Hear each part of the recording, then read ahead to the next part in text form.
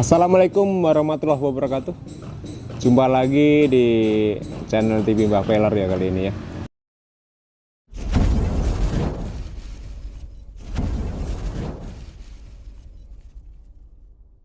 Kita mau bahas apa ya nih ya hari ini ya. Kita mau bahas ini aja. Fungsi alat kavaleri yang bersifat wind ya. Atau alat bantu. Alat bantu ini kita jarang bahas nih, tapi ini mau saya bahas. Seperti apa sih fungsi dari alat bantu atau yang dinamakan dengan winch. Winch itu mempunyai fungsi untuk membantu mobil jika kita mengalami hal yang sulit atau dalam posisi yang negatif atau posisi lumpur dalam ataupun tanjakan yang notabene mobil sudah tidak sanggup untuk melakukan traksi atau melakukan putaran roda. Nah di sini ini juga perlu kita analisa dulu. Kita mau pakai jenis wind apa aja. Ini tak kasih dua kategori aja ya. Satu wind elektrik dan kedua adalah wind PTO. Nah kita bahas dulu wind elektrik, kelebihan dari wind elektrik dan kelemahan dari wind elektrik dulu ya.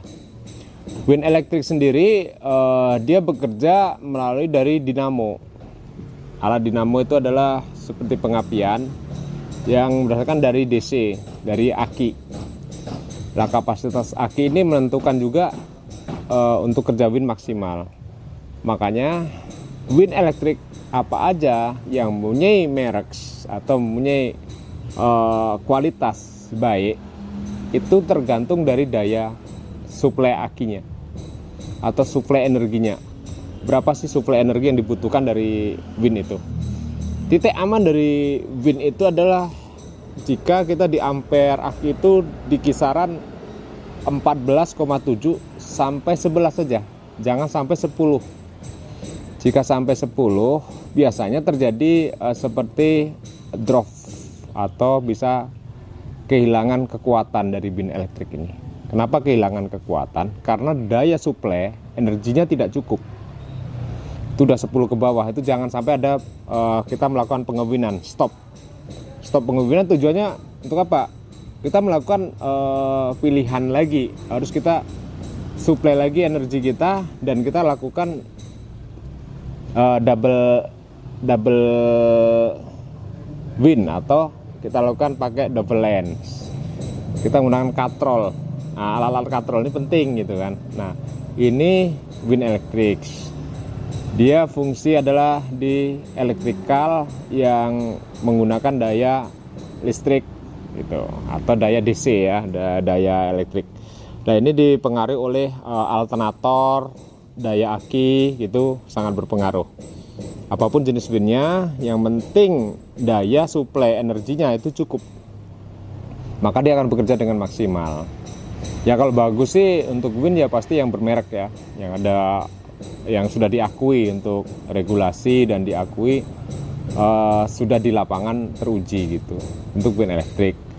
Minimal kita gunakan kalau untuk mobil Jimmy ya minimal 10.000 lbs lah, atau 12 lbs atau 13 lbs itu yang jenis mecin ya. Mecin tuh merek luar tapi yang harga murah gitu kan. Tapi ada juga yang Amerika punya gitu seperti Warren. Itu ada Warren kan banyak jenis, ada Expo, ada jenis wind yang XP, XD ataupun 8274, M50, M40 ataupun yang M70 yang terbaru ini juga sudah ada. Yang harganya variatif tergantung dari kemampuan dari budget.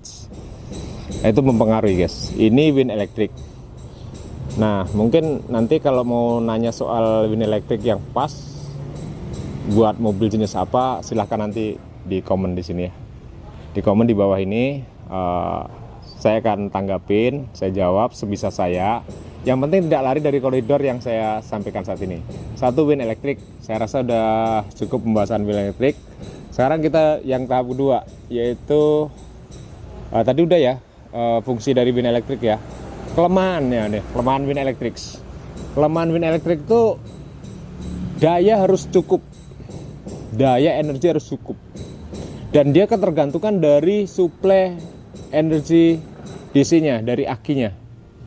Makanya menggunakan aki harus menggunakan daya yang lebih tinggi seperti 900 cca, minimal 750 cca. Itu suplainya agak cukup dan difasilitasi dengan kabel yang mencukupi, minimal 35 ukuran diameternya mili ya, 35, tapi yang asli tembaga. Jangan sampai pakai kabel las, jangan dah.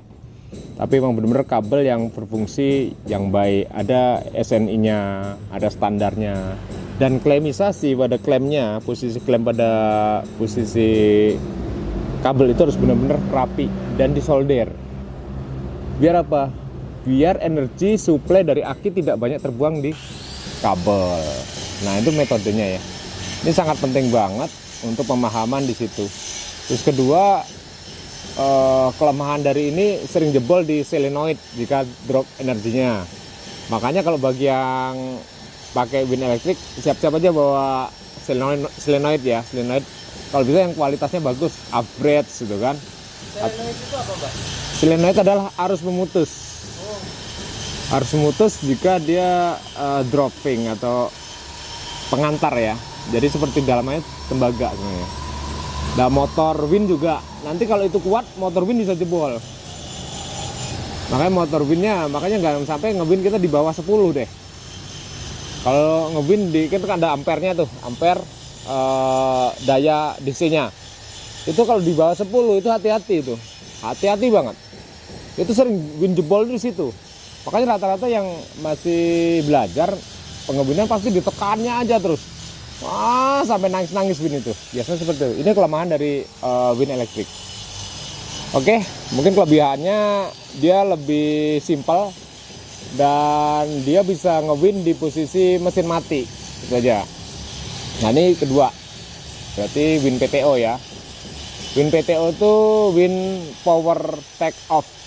Jadi wind yang standarnya aslinya sebenarnya ada tuh yang dipakai hardtop aslinya atau F70 ya atau TAF ya, itu ada. Dan ada berapa lagi punya Willis juga ada yang wind PTO asli bawaannya. Cuma kalau saya lebih cenderung memodifikasi wind PTO, jadi saya buat sendiri wind PTO dengan rasio-rasio yang bisa saya tentukan sendiri dengan keinginan saya, tergantung dari daya kebutuhan dari berapa ton dipakai. Nah, kelebihan dari PTO ini ada, PTO itu no limit, tanpa batas. Sampai mesin itu mati baru dia berhenti. Sampai jebol itu baru berhenti. Bisa 10 ton, bisa 20 ton, bisa 30 ton.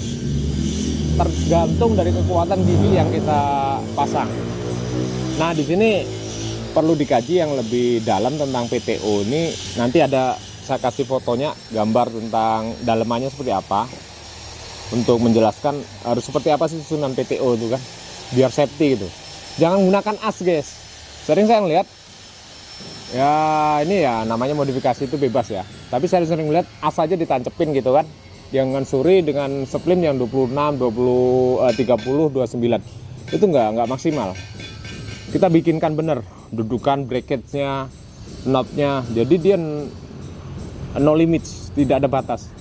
Kecuali kelahar kena, terus giginya kena, itu baru dia rontok. Nah, batasan PTO adalah kerontokan. Bisa rontok di garda, di final gearnya ataupun giginya. Terus kedua bisa rontok di posisi TC-nya. Paling terburuk adalah jebol di trapper case-nya gitu. Ya, ini makanya ada strategi-strategi bagaimana kita mengatur limit dari PTO tersebut. Nah, ini kelebihan dari PTO adalah no limits. Dia tidak ada batas dan berapapun ditarik. Oke, yang kedua kita bahas tadi udah kelebihan dari PTO no limits deh, gitu kan. Kalau saya emang cenderung menggunakan PTO sering gitu kan. Juga elektrik saya juga ada, karena mobil saya ada 4 bin di satu mobil saya kan. Dari elektrik sampai PTO ada. Nah, kelebihan PTO adalah di sini, no limits. Tapi kelemahannya juga ada. Kalau mesin mati dia tidak bisa fungsi gitu kan. Sedangkan kalau elektrik, mesin mati dia masih fungsi. Yang penting elektrikalnya masih fungsi, daya akinya tampungnya besar, misalnya 110, 150 kan, yang CCA-nya 1000 gitu kan, dayanya nahannya banyak gitu. Itu yang elektrik dan PTO. Dan kelebihan elektrik dan PTO itu sebenarnya satu komponen yang bisa dipadukan menjadi satu kekuatan yang luar biasa. Maka di mobil saya di depan tuh ada 3 win. 3 win PTO, win elektrik, dan win elektrik. Sebenarnya apa fungsi semua itu. Kalau kolom komen saya di YouTube saya, dia tanya, "Mbah, 3 itu buat apa aja itu? Apa fungsi semua?" Oh, sangat fungsi. Kalau di medan ekstrim itu sangat fungsi sekali. Karena kadang saya bergaya seperti Spiderman. Sambung sana, sambung sini, sambung sana, sambung sini gitu. Karena jarak, winching point jauh, terus metode tanjakan yang sampai 100 meter yang kita harus menahan strap gitu. Oke guys, mungkin saya rasa cukup untuk kita membahas antara win elektrik dan win PTO. Oke ya, nanti kalau mau tanya silahkan komen aja di sini. Atau kalau mau menghubungi saya langsung nanti melalui WA saya bisa. Nanti melalui admin saya juga bisa bertanya-tanya seperti apa sih metodenya. Nanti saya sempatkan waktu saya membalas sendiri. Saya balas sendiri komentarnya dan sebisa saya balas dengan baik. Dan mungkin saya rasa cukup dulu untuk pembahasan 2 win ini. Nanti baru kita tengok di lapangan seperti apa. Nanti ada spline-spline-nya yang bisa untuk menunjukkan fungsinya. Oke guys, tetap pantau terus di channel TV Mbah Velor. Jangan lupa like, ya kan, share, and comment. Jangan lupa subscribe-nya gitu. Oke, akhir salam. Assalamualaikum warahmatullahi wabarakatuh.